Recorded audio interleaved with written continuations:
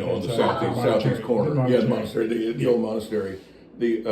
Which they've changed the name of that. That used to be, as far as I know, it was a state fish hatchery way back, and then Bob Kerr acquired it. And don't quote me on this, but by whatever means he could, I guess I don't know how politicians are. Somehow he got a hold of it, and then there was a family living there when I was a kid, because the kids would just walk across the street to school, because I remember that. And then the monastery. Were you still out here? Were you here when the monastery was going? And you were here. But I don't remember if it was still going 21 years ago or not. Here's the thing that most people don't remember. It started out as a Hindu ashram. That's what it was originally. And the people, they changed it into an Orthodox monastery, but it was the same people. They realized that was a little too far out there for Oklahoma and/or Forest Park, and the fellow that had been the Swami just became the abbot of the monastery, and all the brothers just became the brothers in the monastery. They did a lot. It was interesting when they got involved with the town. They were on the fire department, and not only that, one of the guys was the fire chief, maybe an abbot, how those things work. But there was some TV show where they were showing them, and because I remember going to a fire one time down on East Maxwell Drive, and because it's a volunteer fire department, so the guys come all over the town.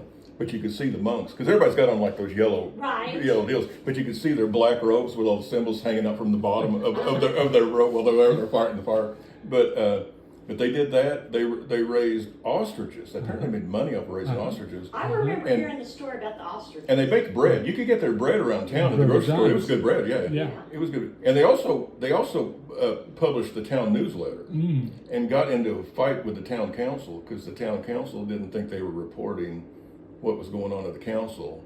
My guess is they were reporting what was going on at the council, and the town council didn't like what was going on. And so there was a dust up about apparently the town funded a certain amount of the newsletter. It used to be, euphemistically, it was referred to as the garbage letter for a while, not because of its quality, but it came with a garbage bill. Our town bill, in the old days, the town bill, all it was for garbage. I mean, that was it. It was just the garbage bill. It was a garbage bill, and then they had the Forest Park News in there. But they did a nice job with the newsletter. And his dad was, I think, a cardiologist or even a surgeon, possibly. There have been several cardiologists that used to live here. And I don't know that his father grew up poor, but the story the kids would say is his father grew up, when he was growing up, he always wanted a Rolls Royce. So they had 2 Rolls Royces, this family. And when we went to like when you finished Pleasant Hill, you had to go to high school. I went to Midwest City. Most of the kids out here either went to Dell City or Midwest City. And because we were, I can't remember if we were, by then we were in the Mid-Dell district or we're on the verge of that. There was talk, I'll come back to, let me finish the Campbell story and I'll come back to school. But so we had there were only maybe a half dozen of us that went out to Midwest City. Most of them ended up going to Dell City. Well, first off, there weren't that many kids graduating from Pleasant Hill, And so we had a carpool. So like each of the families once a week would drive people out there. So once a week we came up to Midwest City High School in a Rolls Royce. Dr. Campbell would drive. He'd always have like his coffee going, and then he'd be complaining about something, and he'd driving us out to the high school in a Rolls Royce. And we'd pull right up to the front of Midwest City High School and pile out of this Rolls Royce. I bet you that made a lot of friends. Well, everybody's like, what the heck? Those Forest Park kids there, And some of the Campbells are still there. Well, the son, he's like a couple years younger than me. He wasn't the one that was in the carpool, but in that era, relative to Midwest City, Forest Park seemed like a wealthy suburb. You know what I mean? And it actually sort of was in a way.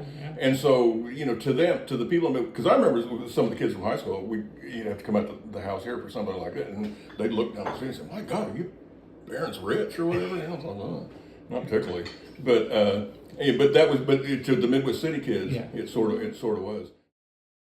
Geez, we had a baseball and a basketball team. And played all the.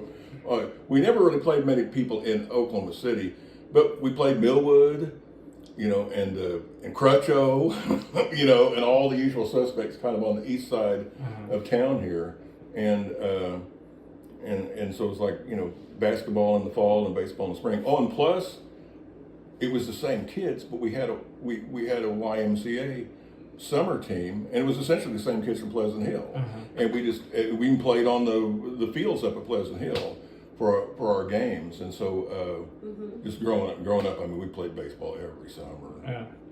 That was just what you did in the '60s. Right. Right. So what was the racial situation like then? When I was real little, well, first off, I think it was 1961 when the schools were technically integrated. I think it was but it was 4 or 5, but no, I mean, there was a technical integration, and then there was a time when they actually really, I mean, it was legal for black kids to go to what had been the white schools. I think starting in '61. Okay. They didn't because first off, there weren't that many black families living in Forest Park back in the '60s. I mean, I can remember less than a handful, probably. And most of them, I think, lived farther south than 23rd, sort of south, 23rd Coltrane, kind of towards that area. And there was I think Oklahoma City has a grade school or something. I mean, so what that they had been attending, which I'm sure was, segregated. Right. Back when they were going, because this would have been the 50s. Right. I mean, so those families, and my guess is they opted to. I think what happened is the bulk of them opted to stay, just go to the schools the family's been going to, and then gradually over time. By the time it was the late '60s, I mean, any black family out here that had kids, their kids went to Pleasant Hill. I mean, by then, so it sort of evolved over the '60s. Right. I mean.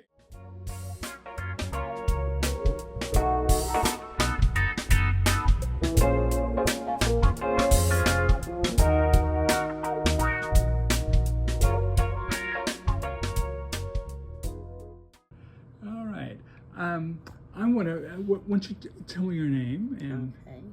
My name is Patty Brown, and I live at 3512 North Evans Drive. Yeah. How long have you lived here? Oh, Lord, let's see, since 1966, February of 1966. And you had a special kind of story why you came here, right? Well, yes, I was looking for a home with a yard.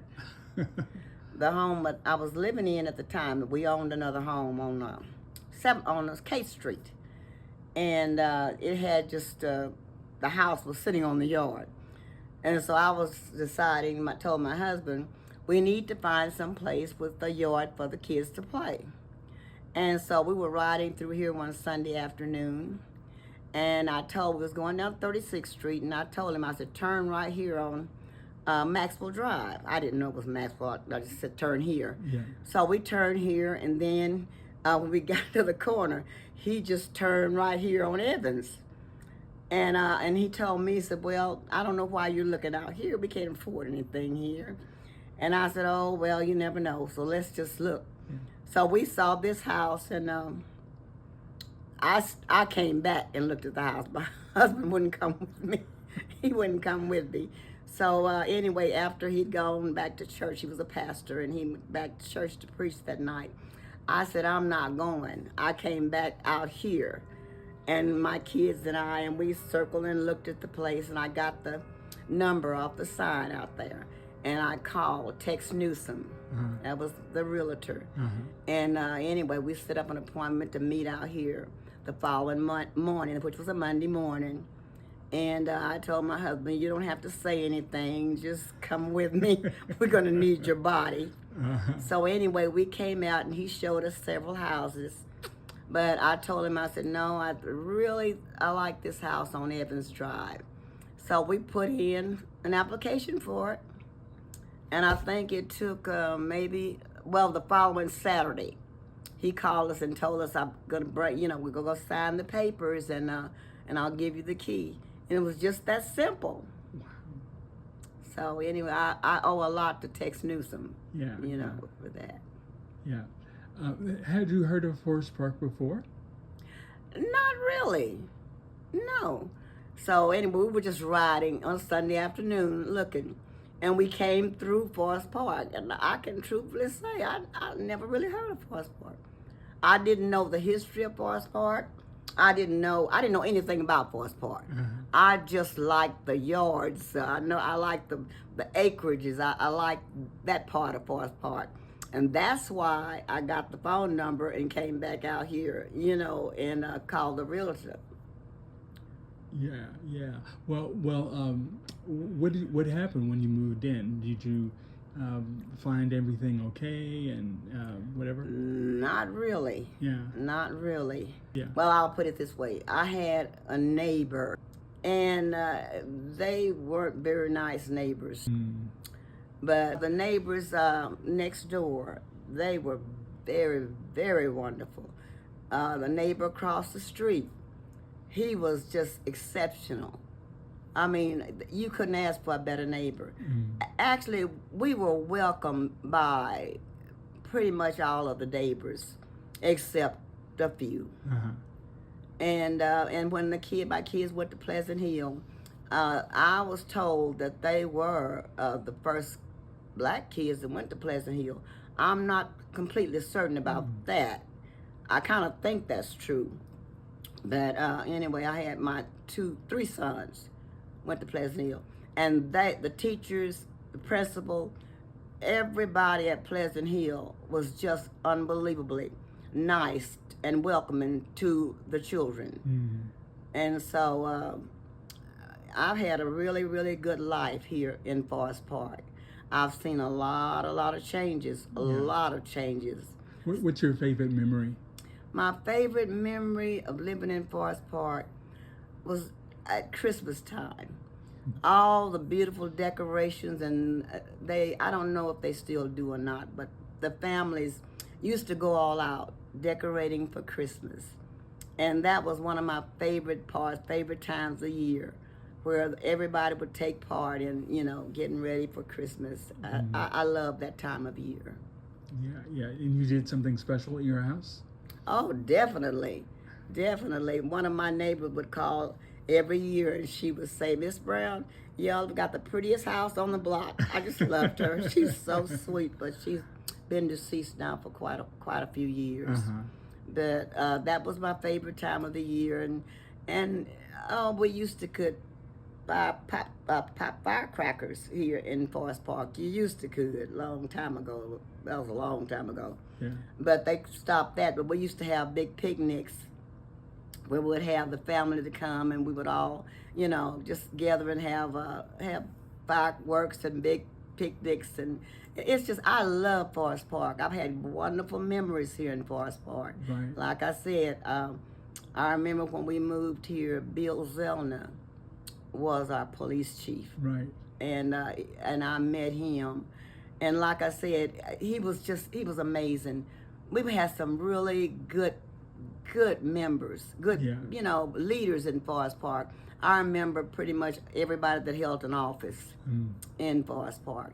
And like I said, I'm happy to be here. I've been here all these years. And I'm 88 years old now, so I'm not going anywhere until death do us part.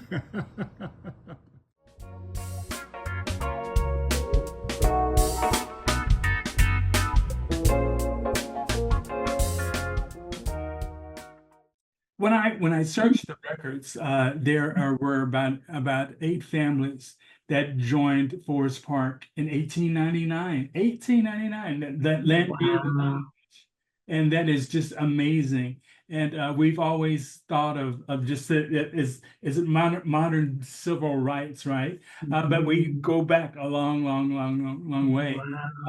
But I'd like to know, what was your experience like? For example, Twin Hills didn't integrate until 1980. And were you able to play there and your associations there, et cetera, et cetera? No, you can speak about Twin Hills, but keep it brief. So as I said, the other thing about me, three things in my life, and that's one of them is Twin Hills. Twin Hills, uh, it, I ask, why is this is in my neighborhood and I can't play here? Yeah. So I went to the head to ask, which is the United States Golf Association, Oh. and they wrote me a letter and told me they needed my help Mm. in integrating. Mm. And I told them if they would wait a few years, that they would have a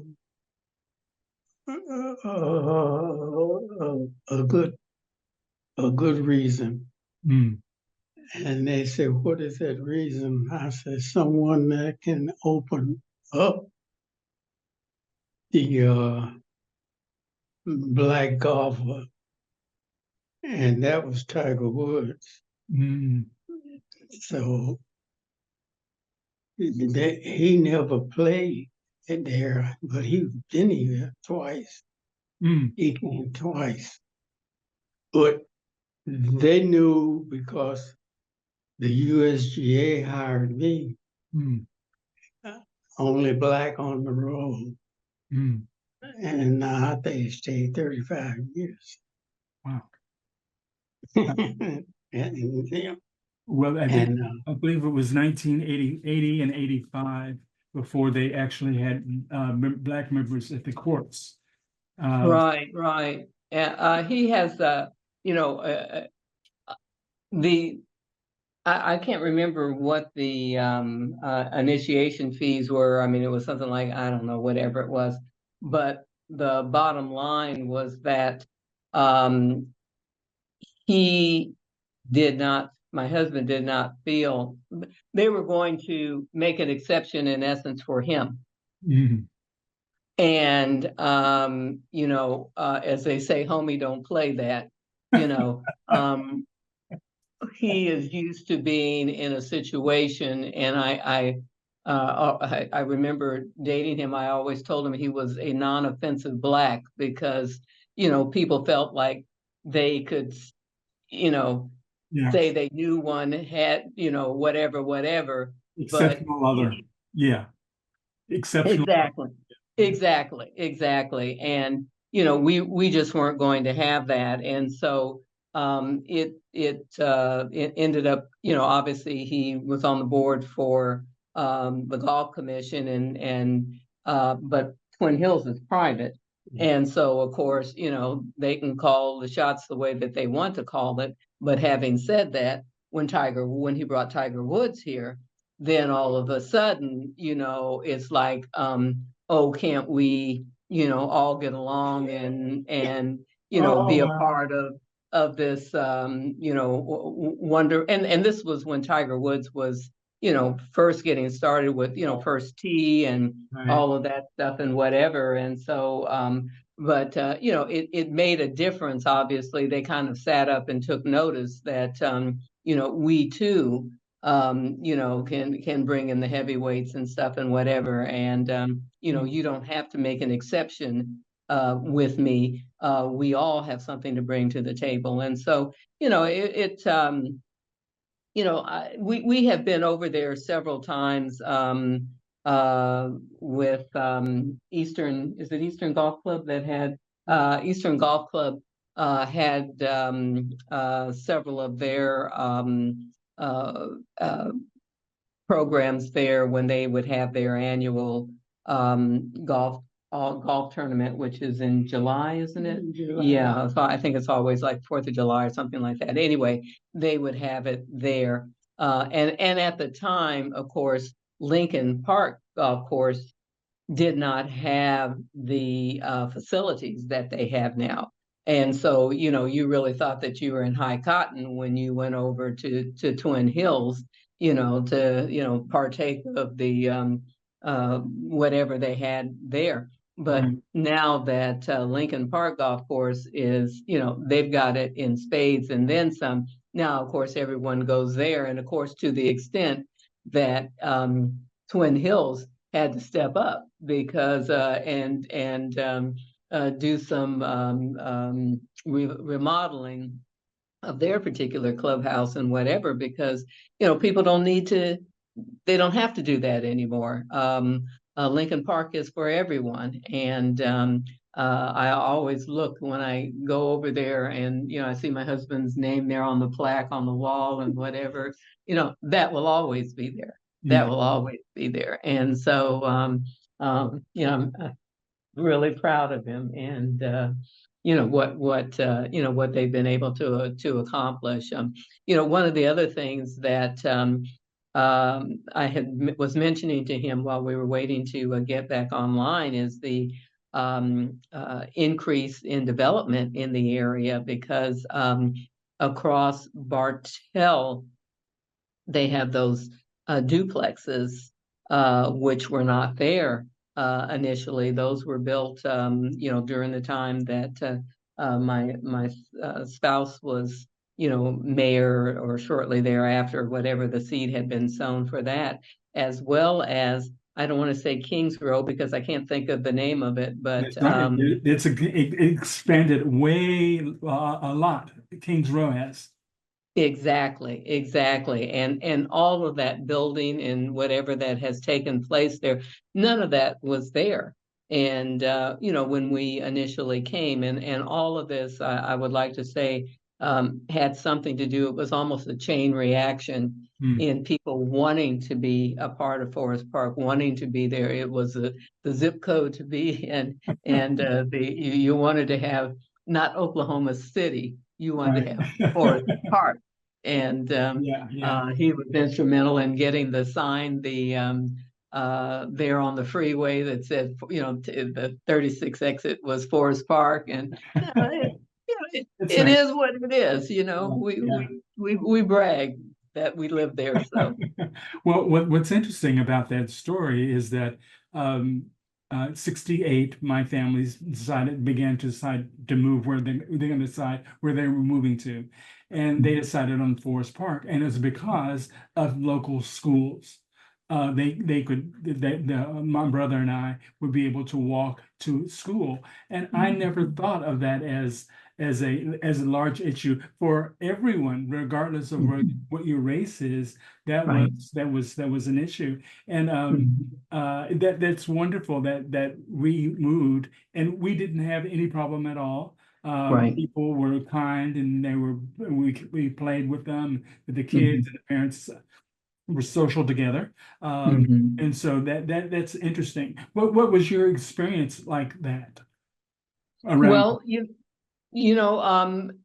whether it was Trudy Elliott or just I'm a walker, and or at least was at the time, and so that was my exercise in the evening, was just to get out and walk the neighbor. I mean, it's just so beautiful. It looks like, I mean, you go across to those bridges and stuff with the vines hanging over and whatever, and it's Right. just absolutely astonishing. And so just to walk the area. I mean, again, particularly coming from California, where people are not socially inclined to have dialogue or wave at you or whatever. I mean, the only thing that you're socially inclined to do is to grab your purse and make sure that you've got it close to you, or put your hand on your hip pocket to make sure you have your Right. wallet covered. Right. But there, I mean, it's just, and that's one of the things that I love about it, is that it is so congenial. People are